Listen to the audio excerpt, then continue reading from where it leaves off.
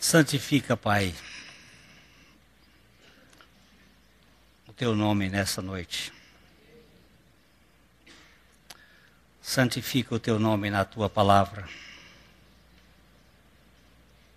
Venha o Teu reino, o Teu governo sobre as nossas vidas. Seja feita sempre a Tua vontade. Nós precisamos de pão. Dá-nos o pão, que é Cristo. Satisfaz a nossa alma com a suficiência de Cristo.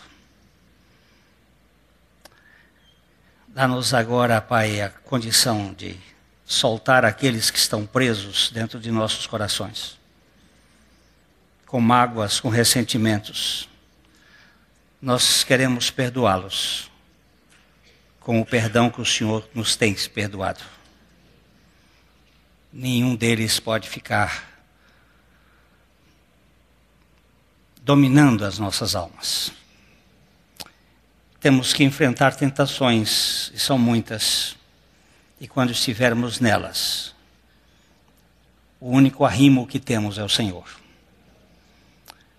Segura-nos e livra-nos do maligno, que tão de perto nos rodeia e quer nos destruir. Nós queremos reconhecer que Teu é o poder, o reino e a glória para sempre. Amém. Versículo 3 continua aí. Não temos condições de andar mais. Salmo 110, 3. Eu gostaria muito que você pudesse ver mais Cristo, mais de Cristo em toda a Bíblia. Eu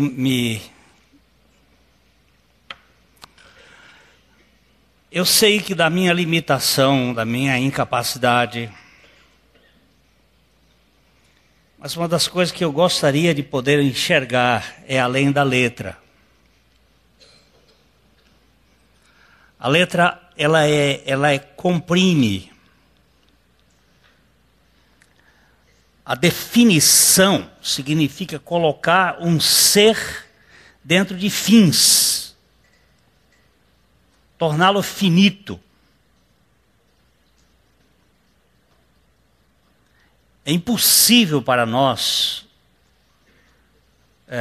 compreendermos a grandeza de Deus e o seu amor. É impossível.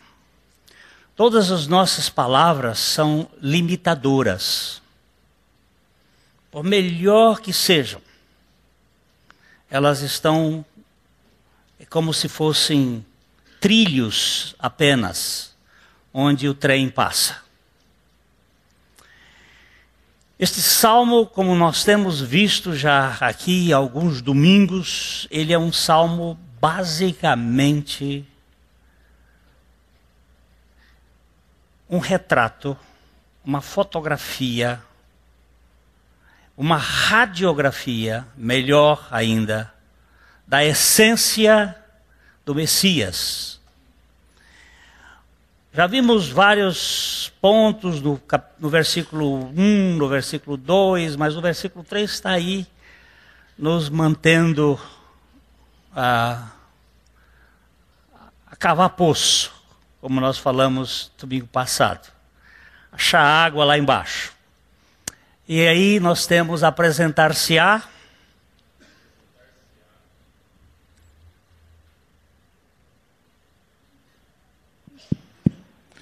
Apresentar-se-á voluntariamente o teu povo, no dia do teu poder, com santos ornamentos, como orvalho emergindo da aurora, serão os teus jovens. Ele está falando de uma voluntariedade que nós já vimos aqui, que não é nossa, mas é conquistada por Deus. Ele conquista a nossa vontade para nós fazermos de boa vontade a sua vontade. A minha vontade está sempre presa aos meus desejos. Os meus desejos estão presos aos meus instintos. Instintos, desejos e vontade. Então, ele tem que liberar por uma conquista, por um convencimento a minha vontade dos meus desejos e os meus desejos dos meus instintos, para que essa vida brote de dentro para fora. Voluntariamente é uma palavra muito significativa que Deus faz conosco. Ele faz.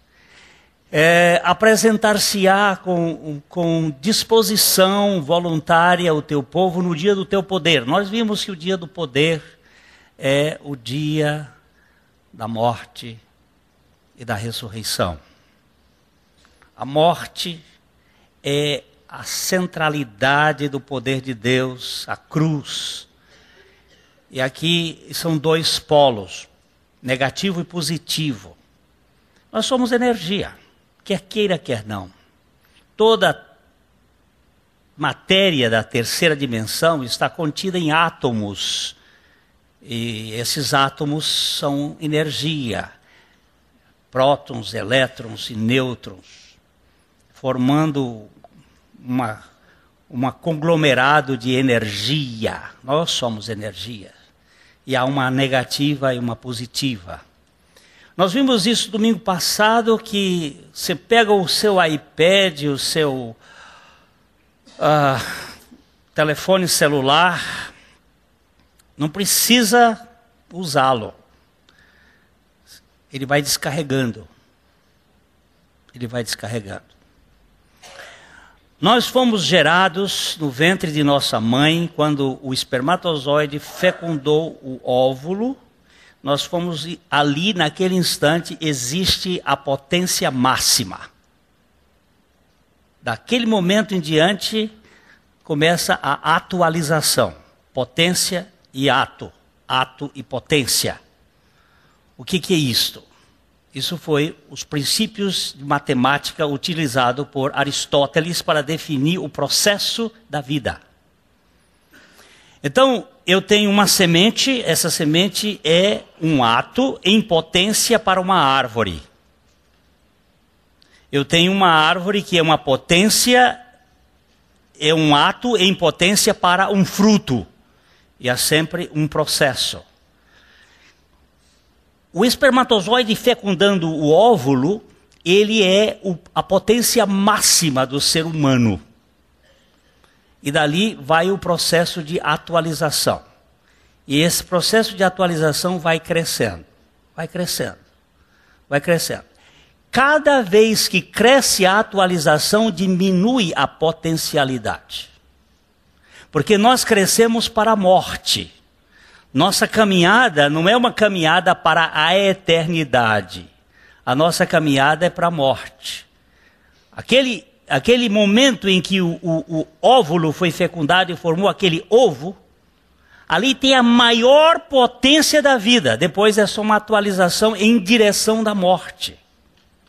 Nós não nascemos para viver, nós nascemos para morrer. Nós caminhamos, de fato, em rumo do aniquilamento. Há uma perda de energia. Né? E o telefone celular é a mesma coisa. Você está com ele com potência máxima carregada e aí ele vai sumindo. Então, você precisa plugar ele de vez em quando, positivo e negativo, em furnas. Foi isso que nós vimos domingo passado. Liga e aí furnas entra para dentro. Só pode ir para dentro, entrar, não pode ser para fora. Mas ele entra para a bateria do celular e o celular começa então a se atualizar na potência que está vindo. Mas nós não temos essa capacidade, nós estamos envelhecendo. E o nosso homem exterior caminha para a morte. Porém, aquele que está em Cristo, o seu homem interior se renova de dia em dia. Como é que ele se renova de dia em dia? levando o morrer de Jesus para que a vida ressurreta de Jesus se manifeste em nosso corpo mortal. Nós somos energizados pela vida de Cristo quando nós levamos a morte dele e a vida dele se manifesta em nós. É o lado negativo, a morte. Por isso eu preciso levar a morte diariamente, para que a vida dele, a vida da ressurreição, se manifeste em mim diariamente. Isso faz com que esse poder da cruz se atualize em nós, e o poder da ressurreição se atualize em nós dia a dia. Nós estamos sendo consumidos nesse instante aqui por preocupações. Alguém está preocupado. Com o quê? Com um filho doente, com um filho drogado. O que isso faz na nossa mente? Isso consome energia. Com o dia de amanhã, Jesus disse assim: não andeis ansiosos quanto o dia de amanhã. Mas a gente fica. Por quê? Porque nós queremos ter o controle das coisas. E quando a gente perde o controle, você fica preocupado. Como é que o que vai acontecer? Nós não sabemos confiar em Deus. E a preocupação vai tirando energia da gente. Você vai enfraquecendo. Chega no final do dia, muitas pessoas estão cansadas. Trabalho não cansa. O que cansa, de fato, é a preocupação. Se você trabalhasse com prazer, e eu e você, com grande prazer, nós não iríamos ficar tão cansados assim. Até que o físico pode ficar um pouco cansado, mas é a preocupação que nos faz ficar cansados. Ansiedade, medo. Quantas pessoas aqui têm medo? Medo de não ser aceita. Medo de ser esquecido. Medo da velhice. Medo da pobreza. Medo de fantasmas. Medo. A quantidade de fobia que existe, tem um livro que o autor resolveu fazer desde musmofobia a todas as formas. O que é musmofobia? Medo de rato. A todas as formas mais de claustro, de lugares apertados, de lugares altos, de sombra, e tem egofobia, medo de si mesmo, medo da sua sombra. Tem gente que assusta com a sombra dele, assusta com a imagem no espelho. E assim dá para assustar mesmo. Às vezes tem gente que é horrível, né? E principalmente no processo da velhice, né? E na velhice a gente vai vendo que vai ficando mais feio. E tem os medos. Agora, isso está consumindo energia. Está roubando energia da gente. Né? Coisas que roubam muito energia, por exemplo, falar mal da vida alheia. Isso aí é um negócio terrível. E porque você suga a energia do outro, mas ela não satisfaz. Né? Eu não sei se acontece, para nós que atendemos pessoas, tem algumas pessoas que chegam com encosto tão apertado, elas estão que quando elas saem de lá, a gente fica encostado no chão assim. Às vezes eu tenho dito para a secretária assim: olha, por favor, me dê uns 10 minutos para eu me prostrar diante do Senhor, porque eu fui chupado. Ele botou na minha cabeça um canudinho ali enquanto eu estava lá e ele... São energias negativas. Pregar aqui é cansativo. Se você quiser, eu dou um lugar para você pregar aqui. Pergunta para os meus colegas que pregam como é cansativo. Sabe por quê? Porque nós estamos lidando com várias coisas. Primeiro a gente lida com a gente mesmo. Com os nossos medos, com as nossas fraquezas, com as nossas angústias. Pregar não é uma coisa fácil. Um estudo feito pela Universidade de Harvard diz que cada 30 minutos de pregação bem pregada corresponde a 8 horas de trabalho de um trabalhador. Você tem uma luta tremenda com você. Você tem uma luta com o auditório. Esse auditório aqui tem um bocado de energia aqui. Tem gente aplaudindo, ajudando o pregador com intercessão. E tem gente ali torcendo pelo jacaré, não pelo Tarzan. Está dizendo que ele caia, que ele diga aí, está lá. A energia dele está lá chupando você. E você não vê, são invisíveis. Além disso, tem os cosmocrátares, os poderes das trevas que estão caindo assim sobre esse lugar aqui. Esse lugar aqui está cheio, infestado de demônios. O que tem demônio aqui vocês não podem imaginar. Cada um de vocês que entrou aqui trouxe um. Pelo menos um, porque outros trouxeram uma legião. E vem tudo, ele vem. Mas vem os anjos do Senhor também. Há lutas. Nós estivemos agora, essa semana, lá com o pastor Alexandre, lá em Brasília. E Brasília é o lugar que eles moram mesmo, ali E nós estivemos lá. Eu não estou brincando, não. Brasília é um lugar de esoterismo muito forte. E nós estivemos lá com o pastor Caio Fábio. Nós estávamos conhecendo um pouco do trabalho que ele está fazendo hoje. Uma coisa muito linda. O pastor Caio Fábio, Deus está fazendo uma obra muito linda na vida dele. E nós estivemos lá e ele estava mostrando um filme que saiu na Historical Channel sobre um dia de 1540 e alguma coisa, quando houve lá na Alemanha uma queda pareciam meteoros, eles pintaram, mas não foi meteoro, foi uma guerra espacial, uma guerra nas estrelas. Que guerra foi esta?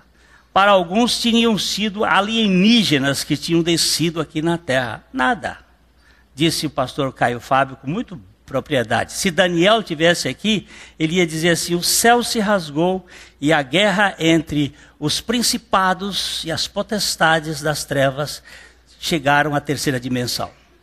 E a gente conseguiu ver. Tem lutas tremendas, tirando energia de você. E onde é que você vai plugar para buscar a energia? Aonde? Em Cristo, aquele que morreu e ressuscitou, para trazer vida e não religião a cada um de nós. Ele diz que o ladrão tem 3 finalidades: roubar, matar e destruir.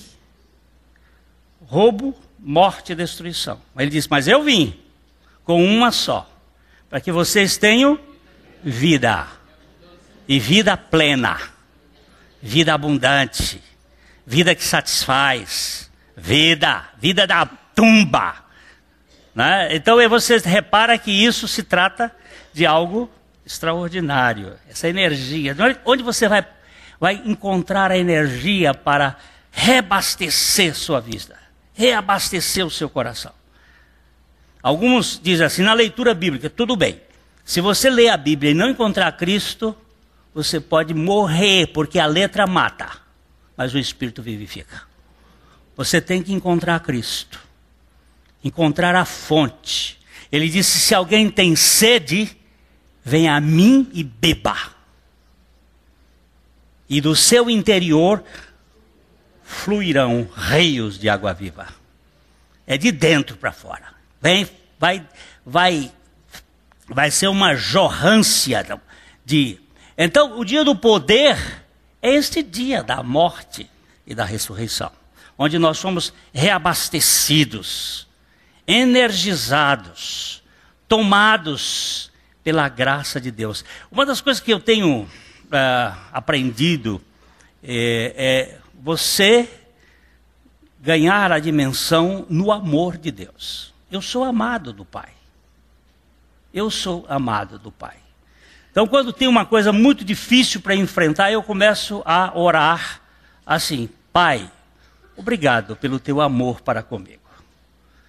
Eu me alimento deste amor. Vou me alimentando desse amor. Até que eu fique satisfeito com o amor dele. Irmão George Crane Smith, que foi membro dessa igreja aqui, foi um dos fundadores aqui de Londrina, fez parte do grupo que veio organizar Londrina em 1929. Ele uma vez traduziu um episódio que aconteceu na África, e numa das regiões mais terríveis da Biafra, em que uma família perdeu tudo, não tinha nada, acabou a comida, acabou tudo. Na redondeza as pessoas morreram várias pessoas. E quando a asa de socorro chegou naquele local, encontrou aquela família magra, mas bem, saudável. E eles perguntaram para aquele homem assim: o que aconteceu com vocês? Onde vocês estavam comendo? Ele diz: faz mais de mês que nós não temos um prato de comida aqui na mesa. E como é que vocês estão vivendo? Nós chegamos de manhã, eu abro a minha Bíblia e eu começo a ler até satisfazer a nossa família com a energia de Deus. Nós lemos, eu vou lendo, as crianças não têm o que comer, nós só temos água aqui. Mas nós vamos lendo a Bíblia e vamos lendo e vamos conhecendo mais de Cristo e o alimento vai. Nem só de pão viverá o homem, mas de toda a palavra que vem da boca de Deus. Não é uma questão de agora vamos fazer isso para viver. Isso aí é tentar o Senhor. Quando o diabo fez aquela proposta para Jesus: pula daqui do pináculo do templo, cai lá e faça o espetáculo. Ele disse: não tentarás o Senhor teu Deus. Mas se nós formos por uma situação desta, e não tivermos o que comer, Jesus é o nosso pão. Ele vai satisfazer de alguma maneira. Ele vai suprir, vai cuidar de nós. Isso, você pode dizer assim, isso é conversa. A moça veio para a televisão, disse que não come há não sei quantos anos, que vive só da luz do sol. E ela conta que está vivendo assim, só por luz e água. Agora eu não posso viver com o poder de Deus? Esse poder que me ama, que me aceita. Então, meus irmãos, quando eu vejo o poder aqui, é a coisa mais rica. Esse poder aqui é ilimitado. Quando Paulo diz assim: eu posso todas as coisas naquele que me fortalece, é porque ele disse que tinha aprendido isso da fraqueza. Quando eu sou fraco, então é que eu sou forte. Então, é uma coisa maravilhosa.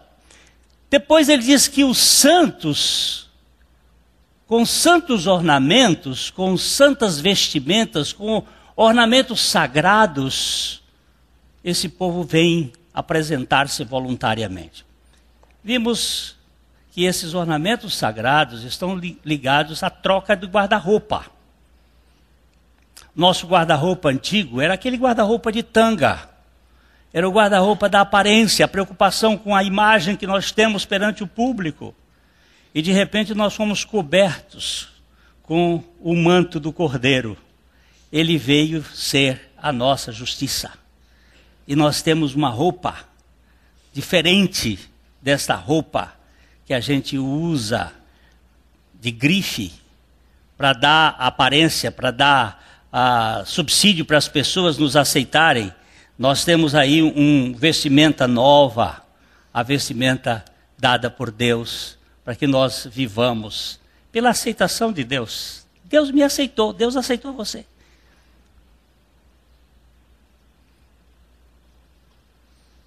Não ouvi? Parece que eu ouvi um amém só. Sabe por quê? Porque nós não acreditamos nisso. Eu vi só um pedacinho do jogo da Espanha hoje, no final, que minha esposa estava vendo um filme muito mais interessante do que o jogo da Espanha, e eu não pude assistir o jogo da Espanha.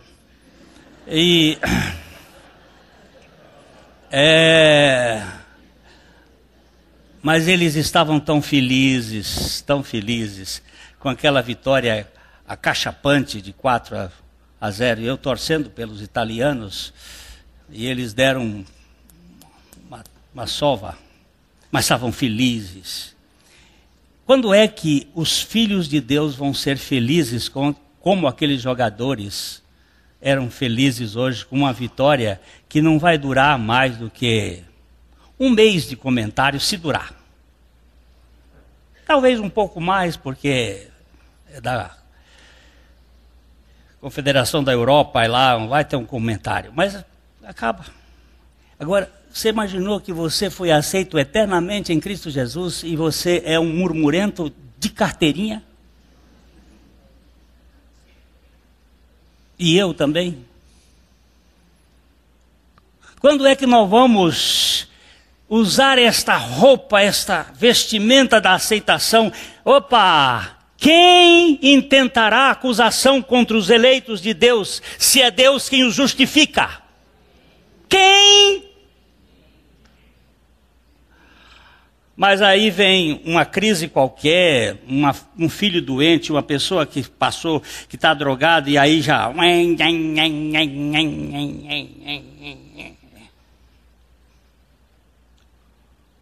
Esses santos ornamentos, queridos, essas roupas sagradas, são como do orvalho emergido da aurora.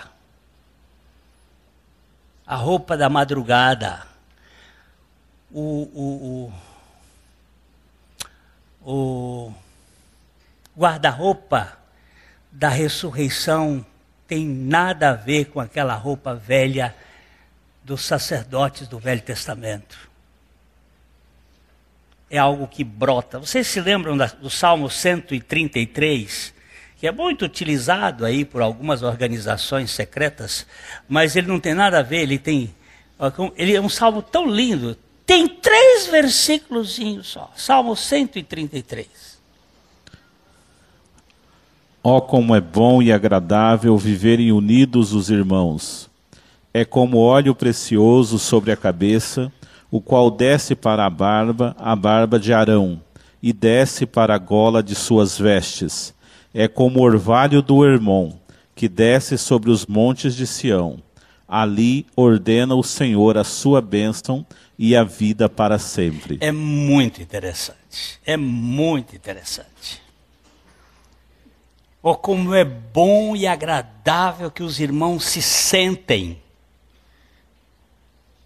junto, cotovelo com cotovelo. Se sentem juntos, vivam unidos. E aí ele usa 2 figuras, como o óleo precioso que era colocado sobre a cabeça do sumo sacerdote, que desce pela barba.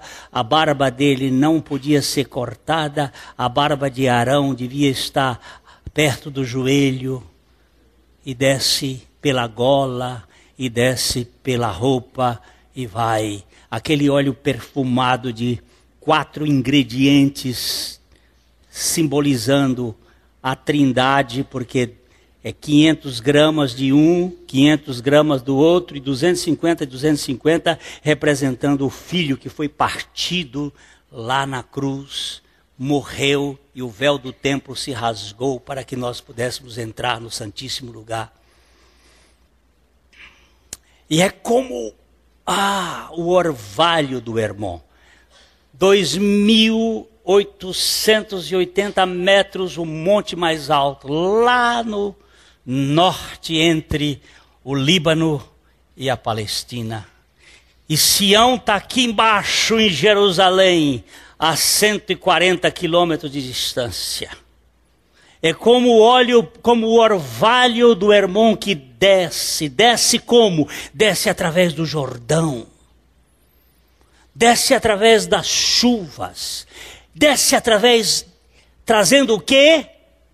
Bênção e vida para sempre. Olha que vida, não é vida que morre, é vida que ressuscita. é vida eterna, é uma figura de linguagem extraordinária. A Bíblia tem muitas metáforas. Quem não sabe ler metáforas, não sabe ler Bíblia, não vai enxergar o Deus da Bíblia. O Deus que fala além da letra, que fala no Espírito. Você tem que olhar aqui e ver Jesus, aquele orvalho.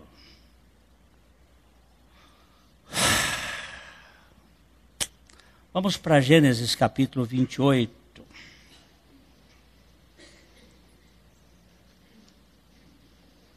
Vinte e 28. Deixa eu dar um pouquinho desse background aqui, para lembrar. Grande parte das mulheres da genealogia de Jesus foi estéril. Elas não podiam ter filhos. Sara foi uma. Rebeca, outra. Rebeca era estéril. Raquel também era estéril. Rebeca casou-se com o Isaac quando ele tinha 40 anos, e ele só foi pai aos 60. Portanto, durante 20 anos, elas não tiveram filho. Aí ele orou a Deus e pediu a Deus. E Deus deu a fertilidade a Rebeca. E quando ela percebeu, ela viu um MMA na barriga dela. O que é MMA? É um fighting. Estava lá o Anderson e o como é que chama o outro? O Anderson Silva e o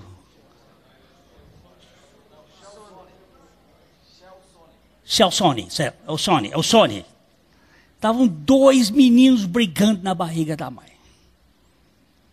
Então, um fight lá dentro. E Rebeca disse assim: se é assim, eu prefiro morrer. Aí Deus cochichou para ela e disse assim: não, o que tem aí na sua barriga são duas nações. E um será maior do que o outro, mas o menor vai ser o primeiro. Vai ser o primogênito. Como pode? Como pode?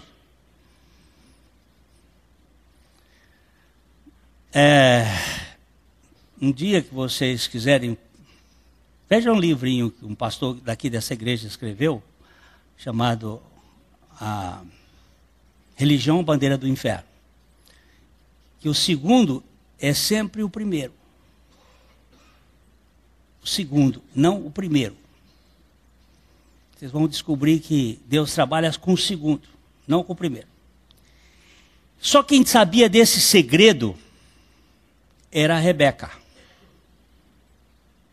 Ficou com ela, guardadinho. Deus contou para ela. Os dois nasceram, o cabeludo nasceu primeiro, puseram o nome dele de Esaú, porque ele era vermelho, e o outro veio atrás, pegando no pé, agarrado no pé dele, puseram ele o nome de Jacó, que significa suplantador, que quer passar o outro para trás.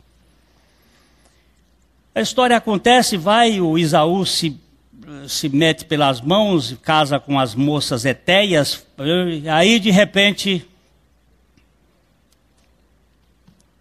o pai chama o Esaú e diz assim: vem cá que eu quero te dar uma bênção. Mas antes da bênção você vai caçar. Você é caçador, eu gosto de caça. Você vai caçar. Pega a sua aljava, pega as suas flechas e vai trazer uma caça e faça uma comida daquelas que eu gosto. A Rebeca estava escutando a história ali atrás das cortinas e quando ele saiu, ela chamou e disse: vem cá, filho. Me traga 2 cabritos que eu vou preparar um guisado como seu pai gosta. e depois você vai oferecer o guisado para ele comer, e ele vai te abençoar. Ela disse: mãe, não dá, porque Esaú, ele é cabeludo, eu sou pelado, eu sou liso. Ele era liso mesmo, em todo sentido. E ele disse: ele vai chegar para passar a mão. Ela disse: pode deixar comigo que eu já fiz o plano todo. Ela estava trabalhando nisso aí há tempo. Traga os cabritos que nós vamos fazer, eu vou botar pelo de cabra em cima de suas mãos. Eu tenho guardado uma roupa dele, que era roupa de caçador, cheiro de caçador. Eu tenho guardado aqui uma roupa dele que é especial, você vai vestir aquela roupa, ele vai cheirar.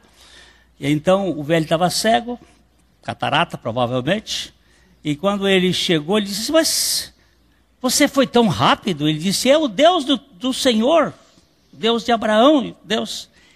E não é que era mesmo? Se você for ler nas entrelinhas, é ele que está fazendo tudo aquilo. Porque ele que deu o recado para Rebeca lá atrás.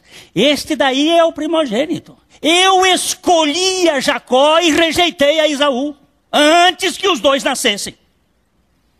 Não venha para cá com script de Rede Globo, não, criatura. Esses filmezinhos e essas novelas são feitas por homens, não por Deus. Deus não escreve nessas linguagens, não. Deus tem um propósito. E aí, o cara traz a comida e o pai disse: chega para cá, meu filho, como você pegou essa caça tão rápido? Ele disse: foi o Deus que deu. Sim, mas a voz é de Jacó. Chega para perto de mim. Apalpou e disse: a mão é de Esaú. Mas me dá um beijo. Aí deu um beijo. O cheiro é de Esaú. Tem gente aqui que tem cheiro de cristão também. Se passar a mão, parece que a mão é de Esaú. Mas a voz é de Jacó. A única coisa autêntica era de Jacó. Era a voz. Mas ele estava dentro do script de Deus, não dos homens. Aí, quando o velho Esaú disse: então, filho, chega para cá que eu vou dar a bênção. Aí deu essa bênção. Por favor, 27 e 28 de Gênesis. Sim. Deus te dê do orvalho do céu e da exuberância da terra e fartura de trigo e de mosto. Deus te dê do orvalho da terra. E o orvalho vai dar a fartura de duas coisas, preste bem atenção. O sacerdócio de Melquisedeque nós vamos ir para o sacerdócio de Melquisedeque daqui um tempo mais. No verso 5 do Salmo 110. O sacerdócio de Melquisedeque tem dois elementos básicos: pão e vinho, trigo e mosto. É aquilo que traz satisfação e alegria. Vou dizer um pouquinho mais claro. Se você é cristão e não celebra e não é alegre, lamentavelmente alguma coisa está errada. Alguma coisa está errada. Pode ser até do ponto de vista físico, você deve procurar Dr. Junot. Para que ele faça, talvez, acupuntura ou lhe dê um remedinho aí. Ou outro médico. Eu lembrei de Junot porque ele faz uma série de coisas aí. Mas procure um médico. Procure um médico. Está faltando hormônio. Eu tive uma época aí, graças ao meu médico que deve estar lá em Curitiba, me ouvindo, Dr. Edgar, eu estava com cortisol lá embaixo. É hormônio. Tem alguma coisa errada.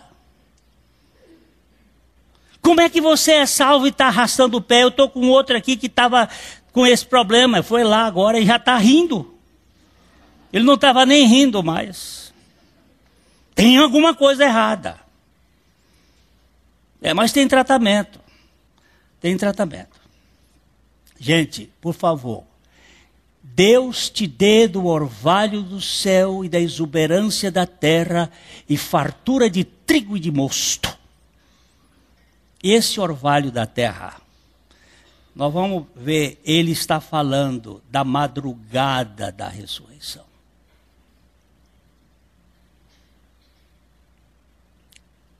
Ele está falando da luz da aurora, que brilha mais e mais até ser dia perfeito. Ele está falando de uma redenção que nos dá luz para viver vida com clareza, sem peso e com suavidade. Deixa eu dizer isso outra vez. Tem peso nas suas costas? Não é cristianismo. É suave ou é áspero? Se é áspero, não é o jugo de Cristo. Porque ele disse, o meu jugo é suave e o meu fardo é leve.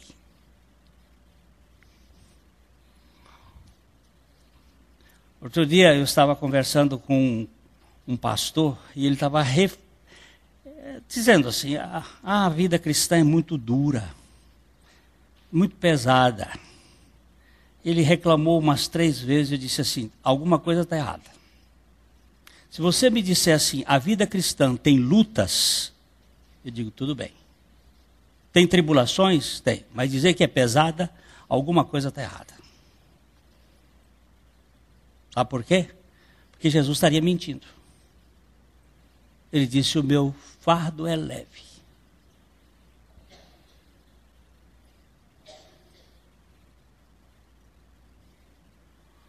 Eu vejo, queridos, que quando o primeiro dia da semana, quando Maria Madalena foi ao sepulcro de madrugada, sendo ainda escuro, ela viu a pedra removida. Ela disse, aconteceu alguma coisa fora de série. Nós não somos reféns de cadáver. Nós somos o povo da madrugada, que acorda com uma boa notícia. Ele ressuscitou e não está aqui. O que é isso?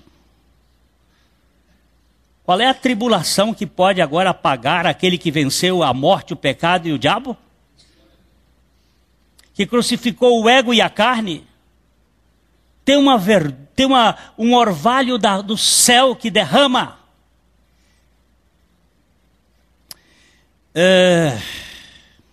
Eu fico pensando no Senhor. Pedro disse, ainda que todos te traiam, eu jamais te trairei.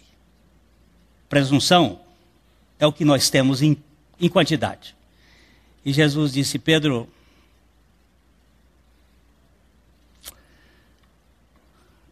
você vai cair numa esparrela ainda hoje. Mas eu já orei por ti. Porque Satanás vos pediu para cirandar como o trigo. Eu orei por ti para que a tua fé não se desfaleça. E eu quero dizer, Pedro, que quando você for tentado e você vai cair, eu vou me encontrar com você depois. Nós vamos nos encontrar na Galileia. E lá nós vamos resolver essa questão. Pedro, vocês sabem da história que ele negou o Senhor 3 vezes.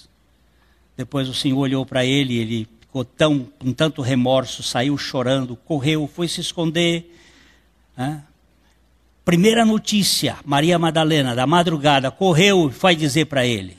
Mas ela trazia uma notícia do anjo que estava sentado em cima da pedra e disse assim, dize aos meus irmãos e a Pedro, que eu me encontrarei com eles na Galileia. É muito interessante. Ele encontrou 2 vezes com Pedro, num cenáculo de portas fechadas e não falou nada, porque O compromisso, a agenda foi marcado na Galileia, porque foi na Galileia onde Jesus chamou Pedro. E Pedro trupicou e caiu. E Jesus, na madrugada daquele dia, aparece lá e faz uma ceia, prepara uma ceia. E eles passaram a noite toda pescando e não pegaram um peixe sequer. Na madrugada o Senhor diz assim, lança as redes para o outro lado. E quando ele lançou as redes, o negócio pesou. Não conseguiam puxar. O João disse, isso é coisa do Senhor. E ele caiu na água, vestiu-se, correu e chegou lá. Jesus foi restaurar Pedro. Aonde? Na frescura da madrugada. Para mim, a madrugada tipifica toda a obra da ressurreição. Toda a obra da ressurreição. Vamos voltar agora para o Salmo 110, 3. Ali está, ao meu ver, a grande obra desta vida espiritual. Eu vou terminar, irmãos, apresentar-se-á voluntariamente o teu povo. O povo de Deus não usa cabresto, não tem medo, não tem interesse, não anda por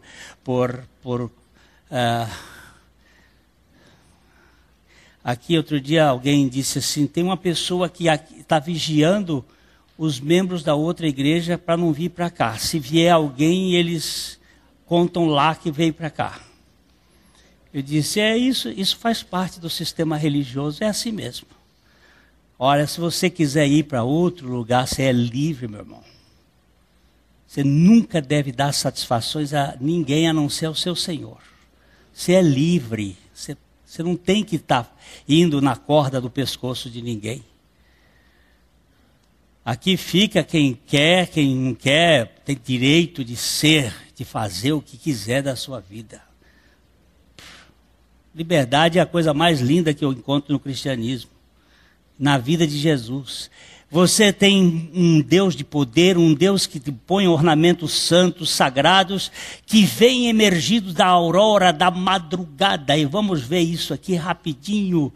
Provérbios capítulo 4, verso 18. Que para mim esse texto aí não tenha dúvida.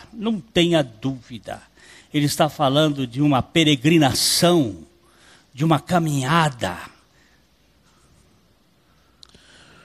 Mas a vereda dos justos é como a luz da aurora, que vai brilhando mais e mais até ser dia perfeito. Contrasta com o verso seguinte, o verso 19. O caminho dos perversos é como a escuridão, nem sabem eles em que tropeçam. Ó.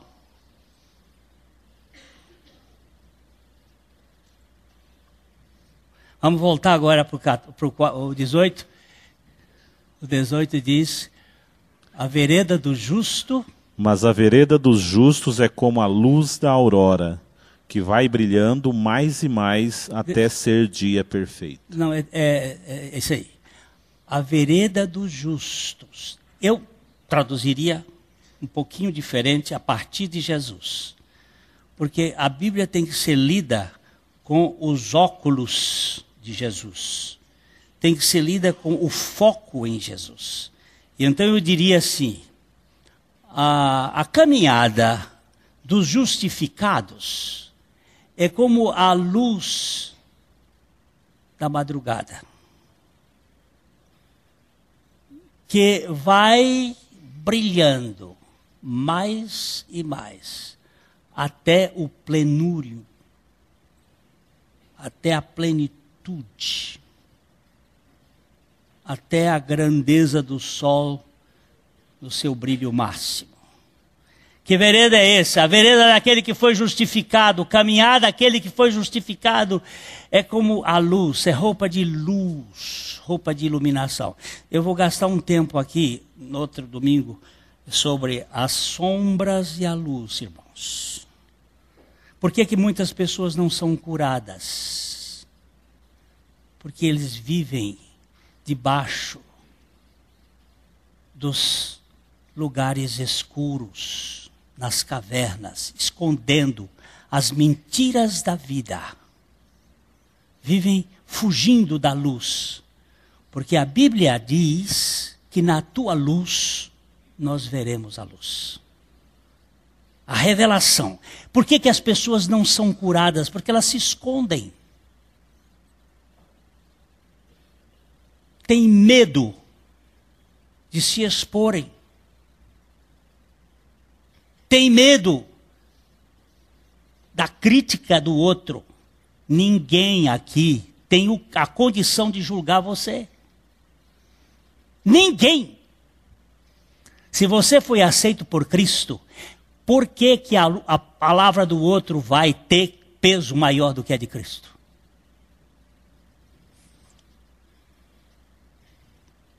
Ninguém. Lamento a sua opinião a meu respeito. Mas entre a sua opinião e a de Jesus, eu fico com a de Jesus.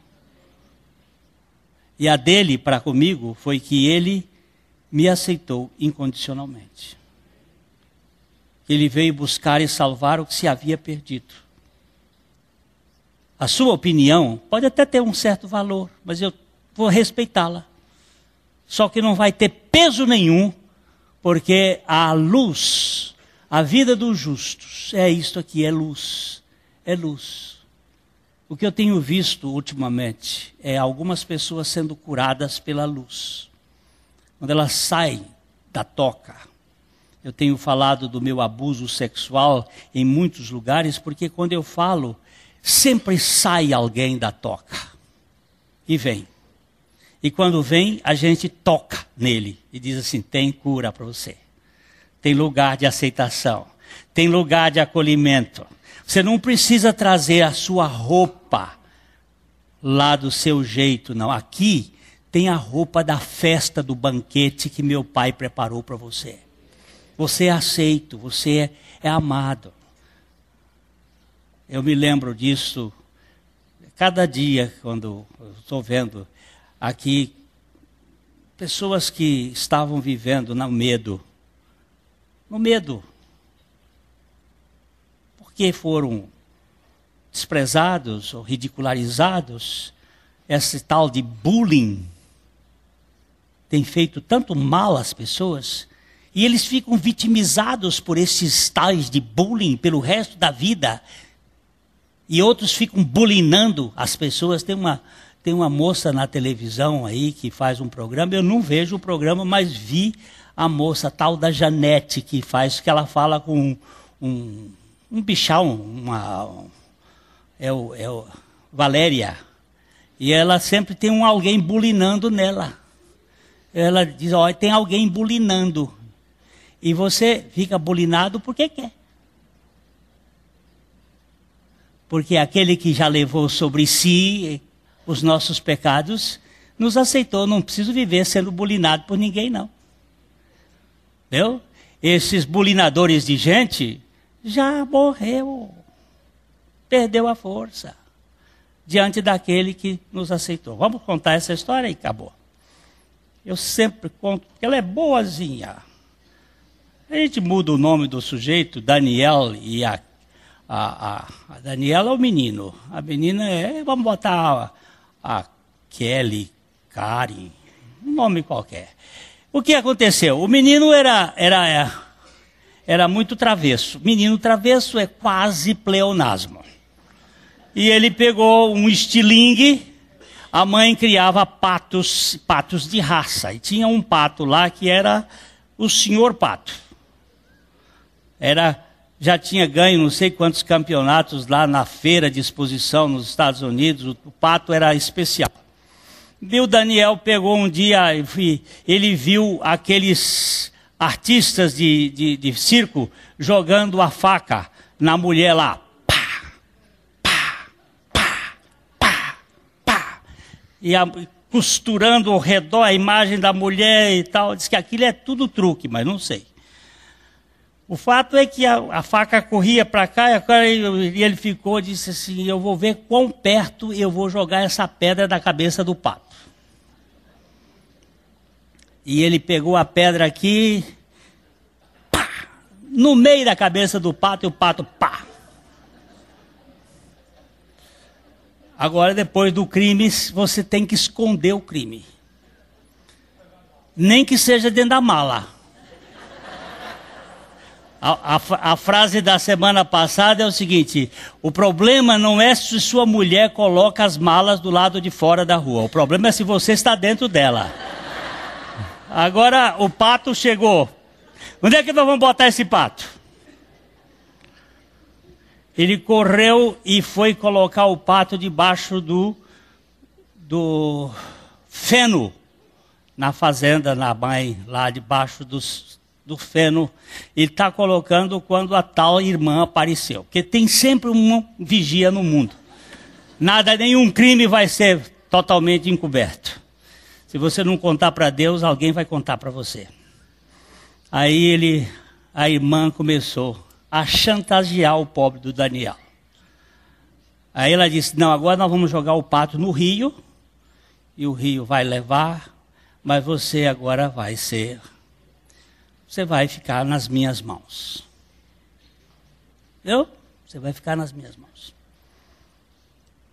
A mãe dizia lá: Karen, Kelly, vai lavar a louça. Daniel, vai lavar a louça. Aí o Daniel ia lá e disse: vai lá cortar, vai lá, Daniel.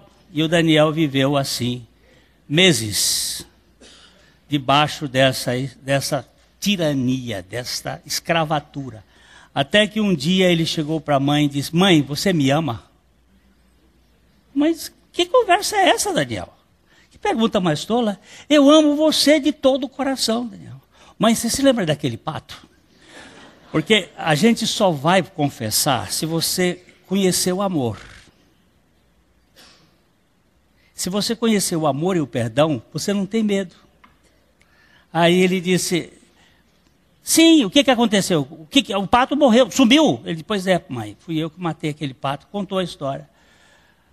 Aí quando ele contou a história: meu filho, eu lamento que o pato tenha morrido, você não devia ter feito isso, mas você vale muito mais do que todos os patos. E o amor foi logo demonstrando: eu te amo muito, filho, está perdoado. Lá vem a irmã numa hora daquelas de trabalho. E ele virou e disse, ela disse: vai lavar os pratos, Daniel. Ele disse: não vou não. Mas eu vou contar para a mãe. Pode ir. Pode ir. Agora, minha filha, tem mais valor. Mãe já sabe tudo. Já sabe tudo. Agora você bota a escravatura em quem?